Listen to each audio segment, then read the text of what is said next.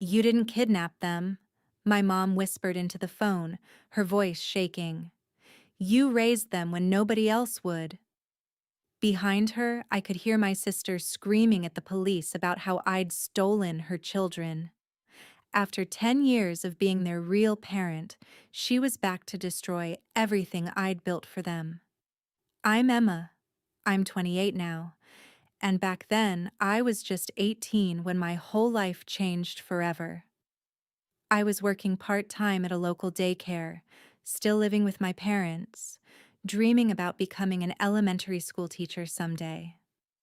My sister Ashley was 22, always the wild one with her party lifestyle, constantly in and out of rehab programs that never seemed to stick. She had 4 beautiful kids with different fathers, all under the age of 5. I wasn't rich or glamorous like Ashley pretended to be on her Instagram posts with designer clothes she couldn't afford and vacations funded by whatever guy she was dating that week. But I had something she didn't expect. I actually loved those kids with everything I had. When everyone else saw Ashley's mistakes, I saw 4 innocent children who deserved better. If you've ever had to step up for family when no one else would, drop your location in the comments. I read every one. It was 2 a.m. on a Tuesday night when everything started. I heard car doors slamming outside, then frantic knocking on our front door. Ashley stumbled in, mascara smeared down her cheeks, 4 crying kids trailing behind her like lost puppies. I just need a few days to get clean, Em, she said, not even looking at her children. Please, just watch them for me. My parents stood in their bathrobes, clearly annoyed at being woken up. Dad shook his head. Ashley, we can't keep doing this. Of course, I interrupted, kneeling down to comfort the baby who was screaming in his car seat. Their family. Ashley's eyes went cold, the way they always did when she felt cornered. Don't get all attached or anything, Emma. They're my kids. This is just temporary until I figure things out. How long is temporary? Mom asked, but Ashley was already heading toward the door. Few days, maybe a week. I'll call you. That was the last thing she said before disappearing into the night. By morning, she'd blocked my number, deleted me from social media, and changed all her contact information. It was like she'd vanished from the face of the earth. But she left something behind, a crumpled note on the kitchen counter that I found 3 days later, starting fresh in California. Don't try to find me. Give the kids a better life than I could. That's when I knew this wasn't temporary. This was abandonment. The first real betrayal came 2 months later when I tried to enroll the oldest, Jake, in preschool. The receptionist looked at me confused. I'm sorry, but we need his birth certificate and immunization records. I called Ashley's phone, still blocked. I contacted every hospital in the area. Nothing. She'd never bothered getting proper documentation for any of them. I spent weeks in government offices, filling out forms, trying to piece together their medical histories from scratch. Then came the second betrayal. Jake's father, Derek, showed up at our house 6 months later, drunk and aggressive. Where's my boy? He demanded, pushing past my dad. Ashley left him with us, I explained, stepping in front of Jake protectively. You got no legal right to keep him from me, Derek snarled.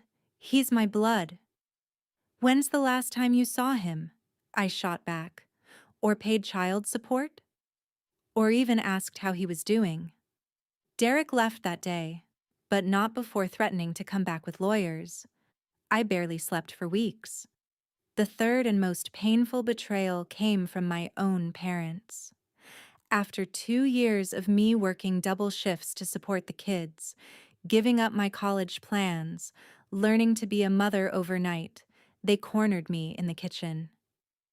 "This isn't your responsibility, Emma," Mom said, her voice gentle but firm. "You're throwing your life away." "Those children need me," I whispered, exhaustion weighing down every word.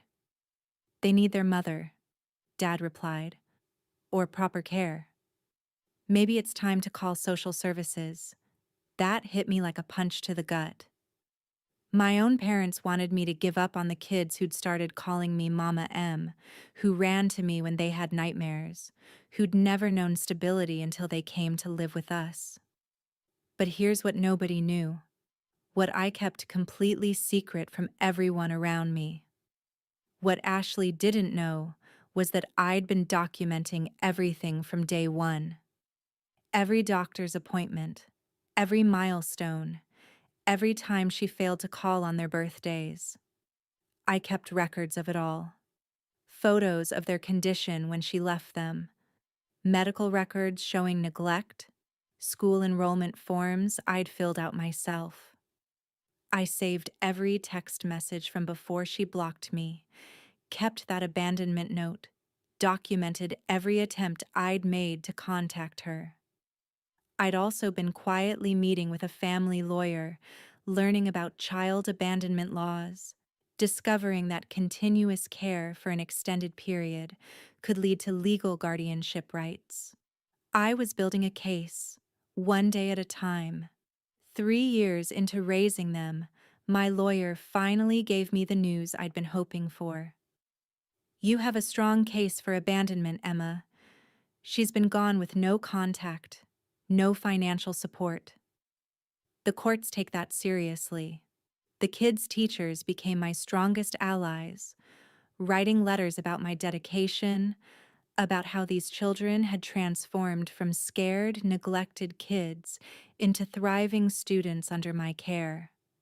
Their doctors documented the improvement in their health, their emotional development. Meanwhile, my parents grew more frustrated with my choice. "You're 21, Emma. You should be in college, dating, living your life. You're throwing your future away for someone else's mistakes." But I could see the writing on the wall. The pressure was building. They wanted me gone, wanted the kids gone, wanted their quiet house back. The breaking point came when I overheard Mom on the phone with Child Protective Services. "Yes, my daughter has been caring for her sister's children for 3 years now, but we think it's time they were placed in proper care." That's when I knew I had to act fast. After 7 years of complete silence from Ashley, I filed for legal guardianship based on abandonment. My lawyer was confident. The evidence was overwhelming.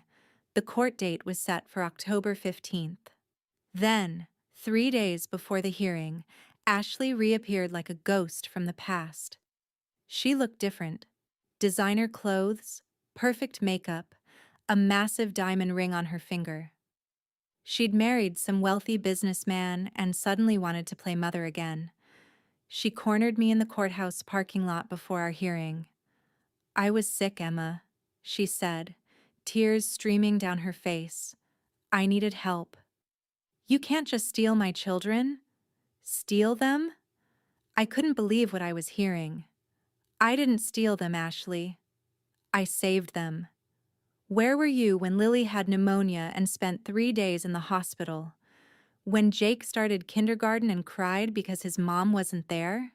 When the baby took his first steps?" "I was getting better," she screamed. "I was trying to build a life so I could come back for them." 7 years, Ashley. 7 years without a single phone call, birthday card, or dollar in support. You want them back? Then explain to the judge why you never even tried to contact them. Her new husband stepped out of their BMW, clearly uncomfortable with the scene. "Ashley, honey, maybe we should reconsider. This legal battle could get expensive and messy."